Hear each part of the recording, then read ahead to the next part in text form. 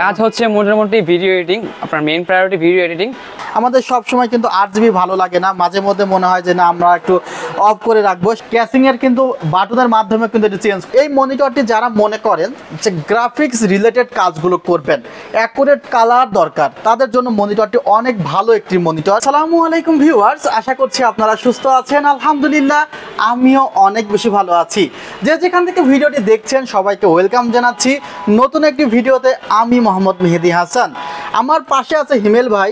উনি আপনাদের ওয়েলকাম করবে এবং উনি আপনাদের জানাবে যে ওনার বাজেট কত ছিল, কোথায় থেকে এসেছে এবং এই পিসিটা দিয়ে উনি কি ধরনের কাজ করবে। আমার নাম শাহরিয়ার নাজিম হিমেল। আমি আসছি আপনার নারায়ণগঞ্জ বন্দর শীতলক্ষা নদীর উপর দূরসুনাগানো থাকি আমি। আচ্ছা, এই পিসির বাজেট হচ্ছে 63,500 টাকা। 500 টাকা। আচ্ছা, কাজ হচ্ছে মোটামুটি ভিডিও এডিটিং, আপনার মেইন প্রায়োরিটি ভিডিও এডিটিং আর গ্রাফিক ডিজাইনের কাজের জন্য নিয়েছি। আচ্ছা, এখন হিমেল ভাইয়ের সাথে আমার যে কথাটা হয়েছে যে আসলে উনি আসলে বিগিনার লেভেলে আছে এবং এই পর্যায় থেকে ওনার যে টার্গেট সেটি হলো উনি ভিডিও এডিটিংয়ের কাজ করবে। এর সাথে সাথে ফ্রিল্যান্সিংয়ের কিছু সেক্টরে উনি কাজ শিখবে। সো সেই অনুযায়ী একটি সেট আপ এবং ওনার পছন্দের যে প্রসেসরটি ছিল সেটি হলো ইন্টেল কোর i5 12 জেন। উনি এখানে অপশন রেখেছিলেন যে কোর i5 11 জেন, বাট আমি 11 জেন প্রসেসরটির প্রাইস বেশি প্লাস ফিচার্স কিছুটা কম, সেই হিসাবে আমি কিন্তু ওনাকে সাজেস্ট করেছি ইন্টেল কোর i5 এর 12 জেন 12400 এই মডেলের প্রসেসরের প্রাইসটা কিন্তু কিছুটা আপ হয়েছে এবং এই কনফিগারেশনে যে প্রসেসরটি আছে প্রসেসরের সাথে কিন্তু একটি বক্সে কুলার আছে, সে কুলারটি এখানে ব্যবহার করা হয়েছে। এখানে আমি একটু বলে রাখবো যে ইন্টেল কোর i5 12 জেন বা কোর i3 12 জেন ইউজ করলে সেখানে একটু হাই কোয়ালিটির সিপিইউ কুলার ব্যবহার করতে, কারণ যখন আপনি কোর i5 12 জেনের মতো পাওয়ারফুল প্রসেসর ব্যবহার করবেন এবং সে প্রসেসর থেকে 80% প্লাস এফিসিয়েন্সি আশা করবেন, তখন কিন্তু প্রসেসর এক্সট্রা কিন্তু হট হয়ে যাবে। সো সেই পজিশনে কিন্তু প্রসেসরটি কুল রাখার জন্য একটি ভালো মানের সিপিইউ কুলার, যেগুলোর অ্যাভারেজ প্রাইস 2200-2500 টাকা, সেগুলো রাখবেন। আচ্ছা, এখানে ভাই 16 জিবি র্যাম রেখেছে, যেহেতু যে মাদারবোর্ডটি রেখেছি র্যাম স্লট হলো 2টা এবং 12 জেনে কিন্তু আসলে একটু বাজেটের মধ্যে যদি মাদারবোর্ড সার্চ করেন সেক্ষেত্রে দেখা যায় 11-12 হাজার টাকার মধ্যে 4 র্যাম স্লটের মাদারবোর্ড নেই। সে কারণে ASUS প্রাইম অফিসিয়াল একটি মাদারবোর্ড 11,000 টাকা প্রাইস পড়েছে, যার প্রাইস 11,000 টাকার মধ্যে কিন্তু 2 র্যাম স্লটের মাদারবোর্ড এটি ছিল অফিসিয়াল মাদারবোর্ড, সেটি কিন্তু রাখা হয়েছে। আর ভাই যেহেতু গ্রাফিক্স ডিজাইন এর কাজগুলো করবে, ভিডিও এডিটিংয়ের কাজগুলো করবে, ওনার নেক্সট টার্গেট হলো যে উনি 32 জিবি র্যাম ব্যবহার করবে। যেহেতু 4টি র্যাম স্লট নেই সেহেতু 1 স্লটে কিন্তু আসলে ব্যবহার করা হয়েছে 16 জিবি র্যাম। এখন যে র্যামটি ব্যবহার করা হয়েছে র্যামটি কিন্তু টাফ ইয়েলো টিমের টাফ ইয়েলো সিরিজের একটি র্যাম, টাফ গেমিং সিরিজ বলতে পারেন, এবং এই সিরিজের র্যামগুলো কিন্তু খুবই ভালো র্যাম, অর্থাৎ যখন আপনি প্রেশার দিবেন পিসির উপর, লোড দিবেন পিসির উপর, খুব ভালো মতো কিন্তু সেটি রিকভার করতে পারবে। 16 জিবি এই র্যামটির প্রাইস পড়েছে 4,900 টাকা এবং product life time replacement warranty. 3200 মেগাহার্জের র্যামটি রাখা হয়েছে। 1 টেরাবাইট NVMe রাখা হয়েছে, যার প্রাইস ধরা হয়েছে মাত্র 5,900 টাকা। NVMeটির মডেলটি হলো টিম MP33 প্রো এবং এই NVMeটির কিন্তু অ্যাকচুয়াল রিড রাইট স্পিড 2400/2000 এবং 5 বছরের রিপ্লেসমেন্ট ওয়ারেন্টি আছে। বিশেষ করে যে ধরনের NVMeর প্রাইসটা কম সেগুলোতে কিন্তু SLC ক্যাশ লেটেন্সি ব্যবহার করা হয় না, একটু কম দামি ক্যাশ ব্যবহার করা হয়, যে কারণে সেই NVMeগুলো খুব কম সময়ের মধ্যে প্রবলেমে পড়ে যায়।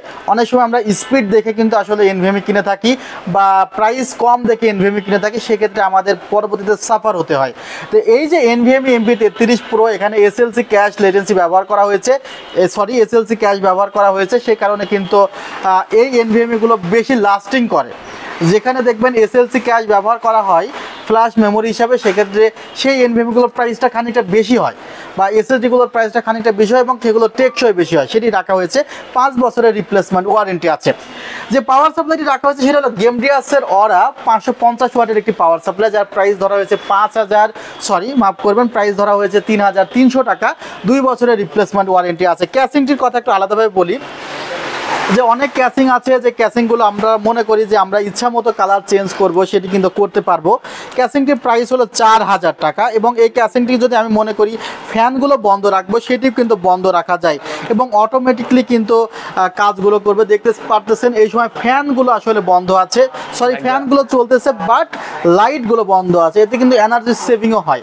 আমাদের সব সময় কিন্তু ARGB ভালো লাগে না, মাঝে মধ্যে মনে হয় যে না আমরা একটু অফ করে রাখবো, সেক্ষেত্রে কিন্তু করতে পারি। ক্যাসিংটির পাশে টেম্পার্ড গ্লাস প্যানেল, উপরের দিকে ম্যাগনেটিক ডাস্ট ফিল্টার। অনেকে মনে করে ভাই এটা তো উঠে যায়, আরে ভাই এটা তো উঠবে, এটা ম্যাগনেটিক ডাস্ট ফিল্টার, ভিতরে বাতাস প্রবাহিত হবে বাট ধুলাবালি ঢুকবে না, সে কারণে এটি রাখা হয়েছে। এবং উপরে এক্সট্রা আরও 2টা ফ্যান লাগাতে পারবেন। 3টি USB পোর্ট আছে, এখানে আপনি একটি USB 3 এবং 2টি USB 2 আছে। আবার ক্যাসিংয়ের কিন্তু বাটনের মাধ্যমে কিন্তু এটি চেঞ্জ করা যায়। ক্যাসিংটির প্রাইস হলো 4000 টাকা। সো আপনি ইচ্ছা মতো কিন্তু অনেকগুলো ভেরিয়েন্টে ক্যাসিংটিকে ইউজ করতে পারবেন। মনিটর রাখা হয়েছে LG 22MK600।